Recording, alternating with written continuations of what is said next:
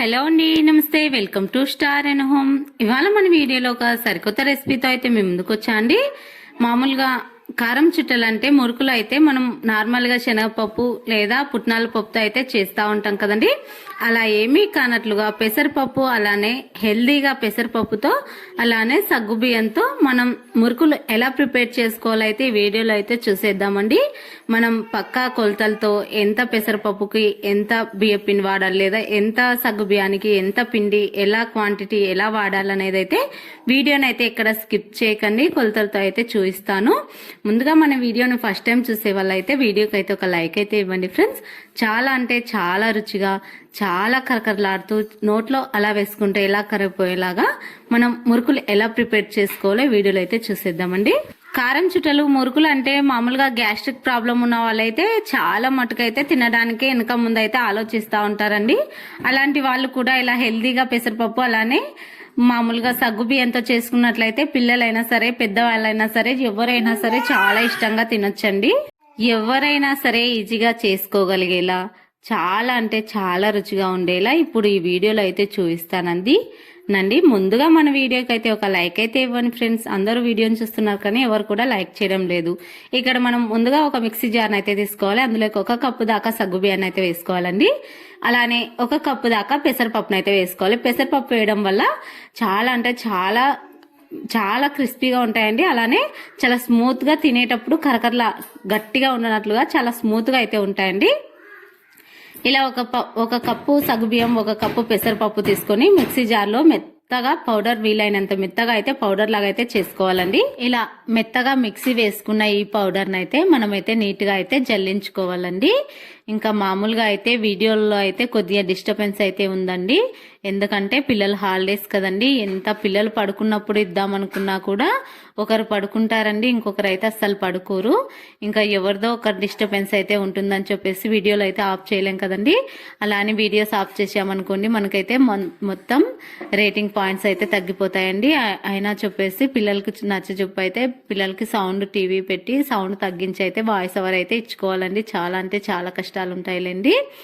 ఇంకా ఇలా మనమైతే నీట్గా అయితే మొత్తం అంతా కూడా జల్లించుకోవాలండి. ఇలా జల్లించుకొని మనమైతే ఇప్పుడు ఈ జల్లంలో మిగిలిన పిండిని కూడా అయితే మళ్ళీ ఒకసారి మిక్సీ జార్లో వేసుకొని మళ్ళీ జల్లించుకోవాలండి.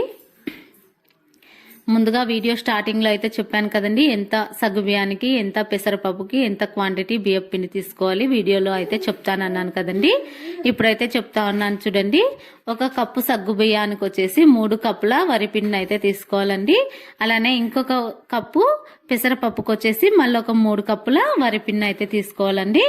1 కప్పు సగ్గు బియ్యము, అలానే 1 కప్పు పెసరపప్పు, అలా 2 కప్పుల మొత్తం సగ్గుబియ్యము పెసరపప్పు కదండి. అందుకొచ్చేసి 6 కప్పుల దాకా అయితే బియ్యం పిండి అయితే వాడానండి. ఈ రెసిపీకి వచ్చేసి 1కి వచ్చేసి 3 క్వాంటిటీ అండి. ఇంక ఇలా మొత్తం పెసరపప్పు పిండి, అలానే సగ్గుబియ్యం పిండి, అలానే బియ్యం పిండి 3 కూడా కలిసేలాగైతే మంచిగా అయితే కలుపుకోవాలి. ఇలా మంచిగా కలుపుకున్న తర్వాత రుచికి సరిపడా ఉప్పు ఇప్పుడే వేసుకోవాలండి. మీ రుచికి సరిపడా మీరు ఉప్పు వేసుకోండి. అలానే కొద్దిగా వామునైతే ఇలా నలిచి అయితే వేసుకోండి. అలా అయితేనే ఫ్లేవర్ అయితే చాలా చక్కగా ఉంటుందండి. ఇప్పుడు మనం 1 టేబుల్ స్పూన్ దాకా కారం వేసుకోవాలి. మీ రుచికి సరిపడేనండి అది కూడా. ఇంకా అలానే కలర్ కోసం 1/2 టేబుల్ స్పూన్ అంతా పసుపు వేసుకోవాలి. ఇష్టం లేని వాళ్ళైతే స్కిప్ చేసుకోవచ్చండి. ఇలా ఈ 3 కూడా వేసి చక్కగా కొద్దిగా నార్మల్ నీళ్ళేనండి, ఏమి వేడి నీళ్ళు అయితే వాడలేదండి. ఇలా చక్కగా వీడియోలో చూస్తున్న విధంగా అయితే మనం చక్కగా రోటీ పిండి లాగా అయితే తడుపుకొని పక్కన ఉంచుకోవాలండి. రోటీ పిండి కంటే కొద్దిగా సాఫ్ట్గా కలుపుకోవాలండి. చూడండి ఇలా.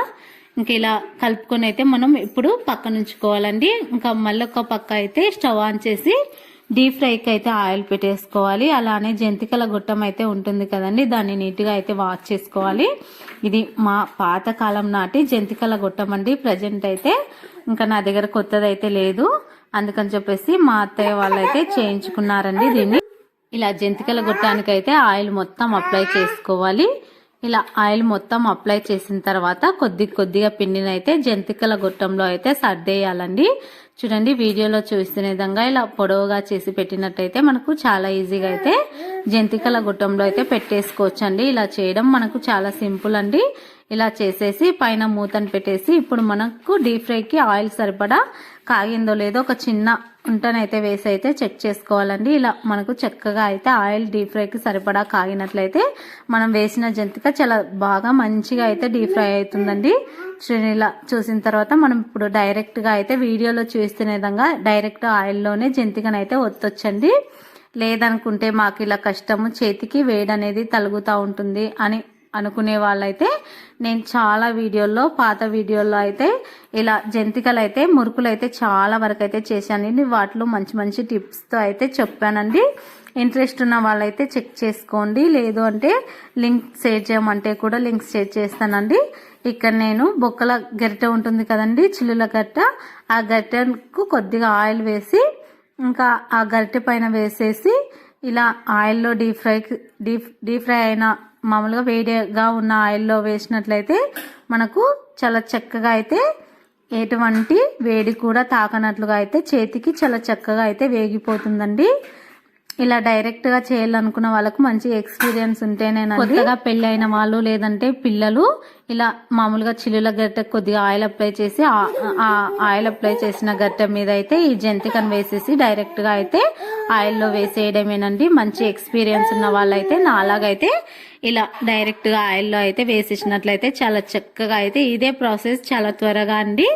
అది రాని వాళ్ళ కోసం మాత్రమే ఇలా చేసి చూడండి. చాలా అంటే చాలా కరకరలాడుతూ చాలా అంటే చాలా బాగుంటాయండి. లోపల గుల్లగా పైన కరకరలాడుతూ తినే కొద్దీ అంటే తినాలనిపించే జంతికలు అయితే చాలా ఈజీగా అయితే ప్రిపేర్ చేసుకోవచ్చండి. మామూలుగా శనగపిండి అలానే పుట్నాల పప్పుతో అయితే చేస్తూ ఉంటారు కదండి.